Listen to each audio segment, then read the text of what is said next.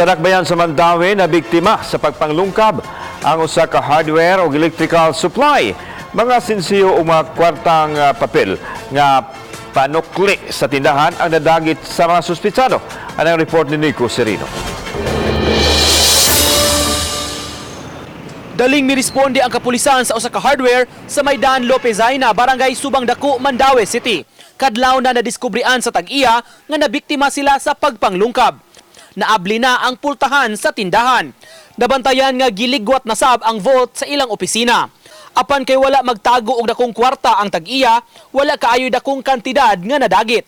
Nakuha sa suspect ang basket nga gisudlan sa mga sinsiyo ug mga bills nga panukli ug gibanabanang mubalor og 50,000 pesos. Dili man sila mag-retain diha og dagko nga kwarta kay kung na sila dagko nga transaction is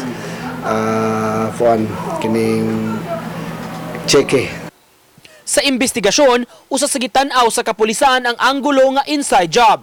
Lakip sa giimbestigahan ang gwardiya sa tindahan nga on duty ni adtong higayuna. Nagduda mi nga nay kuan kanang motive sa murag inside job kay easy raman ang pagsulod.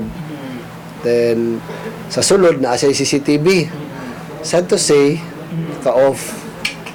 Ang iyang alarm ni trigger. Uban ni Rod Prado, Nico Sereno, Balitang Bisdak.